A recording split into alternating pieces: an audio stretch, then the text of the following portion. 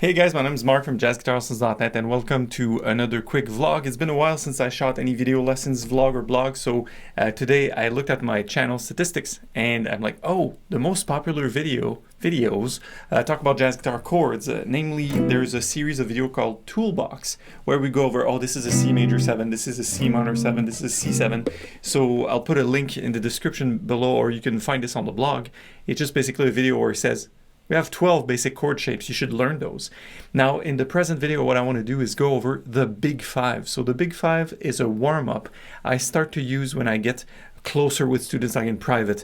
And I just say, well, those are diatonic chords that are found in the key. So instead of playing just, say, C major, now we're going to play all the chords that exist in C major. And in the current video, I want to go through how to do that. At first, if you're not familiar with it, I'm going to, break it down and tell you how to begin using that. If you're more intermediate, there's going to be a second part where I go over how to, complete your study with that. And then for advanced students, at the end of the video, I'll have more ideas about that. So let's just get going. So the Big Five is a blog. I'll put a link here or whatever in the description. You can download the sheet music, and it's basically 5 lines, 5 staves of the same chords, but they're played in a different voicing. So let's just start with the first voicing. It's C major 7, and everything in this video is going to be in C major. And then your second chord is D minor 7. So D minor 7 is found in the key of C, E minor 7 is found in the key of C as well, F major 7, G7, A minor 7, B minor 7 flat 5, and back to C major 7. And even though it is not written on the sheet music, I always instruct my students, well, you should go back down as well to practice. So go C, B, A, G, F, E minor, C major. Now, so far, nothing revolutionary? Oh boy, in French, révolutionnaire. There you go. That's much easier. So there's nothing big about this. You won't be like, yeah, so, well, if you've been playing a lot of rock and bar chords and blues and etc., just make sure that you can take the first line on the Big Five.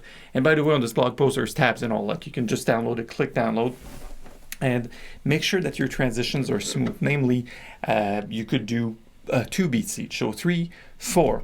1, 2, 3, 4. Make sure you do not miss a beat, that you can really transition smoothly between any of the chords, even if you jump like this, right? I'm going to go down to D and down to C, etc. If you're playing a guitar without a cutaway, feel free, once it gets too high, just take it down an octave, 12 frets. All right? So for beginners, what is that? Number one, diatonic chords are chords that are found in the same key. So the key of C major, you can build all of these 7 chords by using only the notes of the C major scale, namely C, D, E, F, G, A, B. Again, faster, C, D, E, F, G, A, B. All right, sorry.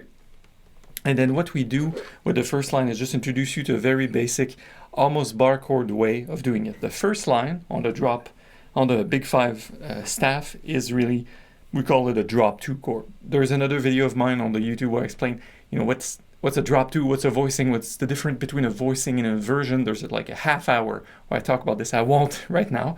And then, my advice for beginners is get to know the shapes, make sure you transition smoothly, make sure you can play the first line very cleanly, and put a metronome on and just challenge yourself to play even with jumps or patterns. An example of a pattern I run with students, sometimes something like this.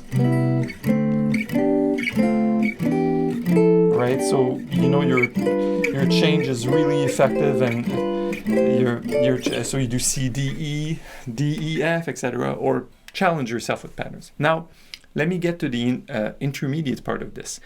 For intermediate guys, I'd say you should look at the Big Five chord shapes and be able to play each line individually.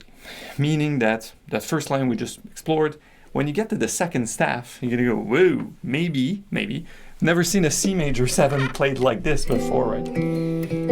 But the magic of this is the same 4 notes are found in this. Here we have C, G, B, and E, and here we have E, B, C, and G. So the order is changed, but the same 4 notes are present. And the second staff here is first inversion drop 2. So here,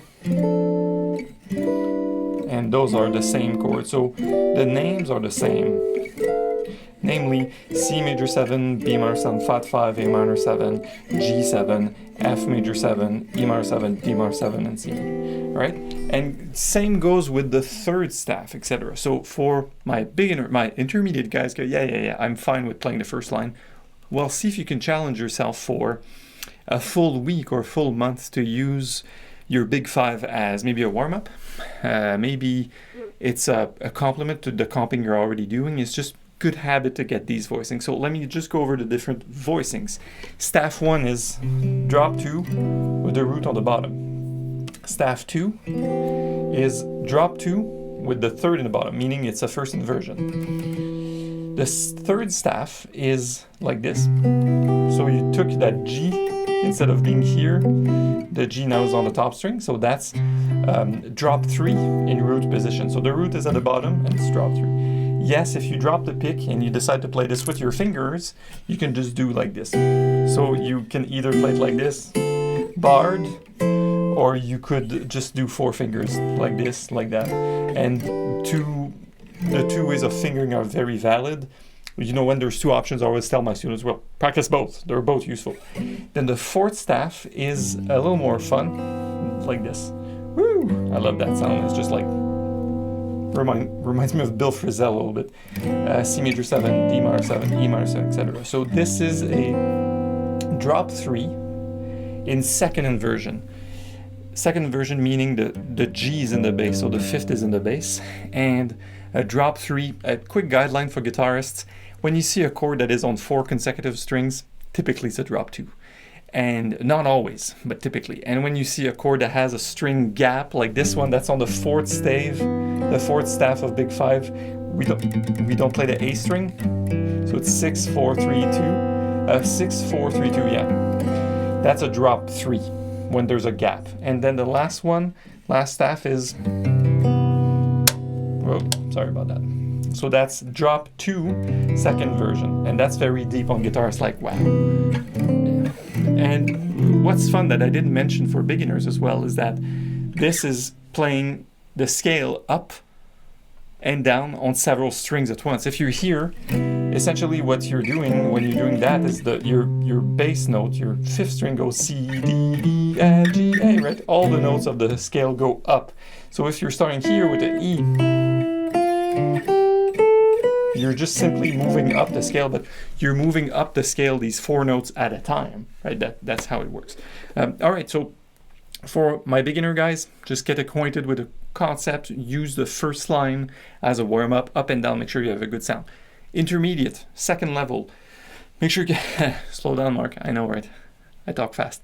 The intermediate level will just say look at the entire page, but use each line as an individual exercise. Make sure you go up and down, your sound is clean, and start to identify the notes like, oh, you know, I've never played a G7 like that before, or a B minor 7 flat 5 like that. You know, I've never done this.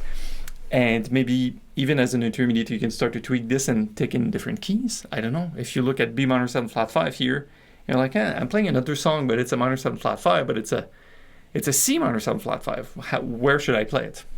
So then you extract the voicings. All right, advanced guys, thanks for sticking with me here. A suggestion I have to all my students that think that, you know, all of this so far has been really easy.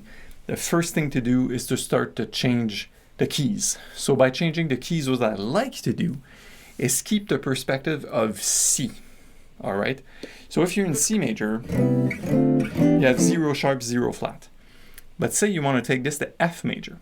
The key of F major, you know you have 1 flat, so you have a B flat, meaning your first chord still start with a C, but now it's a C7. And your second chord is still D minor because there's no B note. And the third chord is E minor 7 flat 5 and then F because F is your key, right? So you can basically start from a C note centric universe and just change the voicings as you go. That's a great way to gain more mileage. So it means that what I just told you start with C7. It does mean that you'll be playing essentially C mixolydian mode. So you could do all the modes of the major scale. You could play this in C mixolydian, C Lydian, C Phrygian, C whatever, which means your parent scale is different. But you will still see the same 7 chord shapes come by. They'll just be in different spots on your fretboard. All right. Let me give you the examples. Speaking of the devil, if we do C Phrygian is the third mode of A flat major, and A flat major has 4 flats, so that would be right. So that's our parent scale, and so I'm playing C Phrygian, but I'm thinking of A flat major, which is the same. It's the same key. So that'd be a really good first step for advanced players. Secondly, advanced players, you're gonna a lot of you are gonna hate me for this. Start to see if you can start from C major, change 1 note, and get the C melodic minor. Ah! Did I lose some of you here? Snow anyone in, as they say in chemistry? No. Okay, so you take your C major scale and you just use the same 7 notes, but you have an E flat. So now you start with this voicing, and then that stays the same. Then here, woo, give that a name. That's an E flat major 7, sharp 5. Then F7, etc. So challenge yourself to go through the page again, but then every time you encounter an E note, make it E flat, so all the chords you play are in C melodic minor. You can do the same with C harmonic minor. Just saying. So you have an A flat and an E flat. And then you can do the same with C natural minor, but that would be the same as E flat major, if you catch my drift. All right. So that's the start of this. Then you can add more patterns, and you can also jump around, see if you can do, instead of playing the sheet of the big 5 like this, if you could do it like that. Meaning, what if you have your C, you like this C minor major 7 chord from melodic minor. So see how it looks on the 2nd staff for you. And then on the 3rd staff. And then on the 4th staff. Woo! And then on the 5th staff. So you can also do that, and you can, well, I keep saying you can't. Basically, you can do anything. You don't need you don't need me to.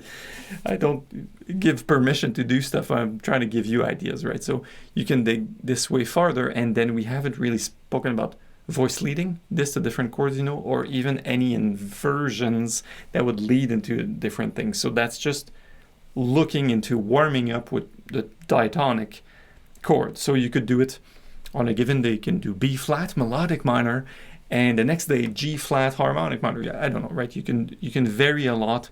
That being your basis for understanding the fretboard. On that note, that's it. So I hope you've enjoyed this. Even beginners, intermediate, and more advanced players, I hope you've gotten a lot out of this. Yeah, of course, if you're interested in that type of stuff, that's more material for private lessons, private coaching type of thing. We can get on a call, you and I. It's totally, absolutely free of charge. I call this my discovery call, where I can map out a custom plan for you, discuss your pain points, and see how we can work together.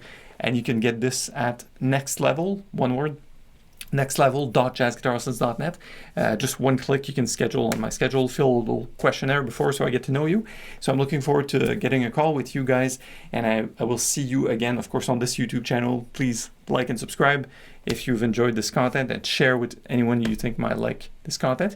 And I will see you soon on this YouTube channel and on the blog, jazzguitarlessons.net. Improve your jazz guitar playing with a real teacher. Talk to you soon, guys. Thank you. Bye.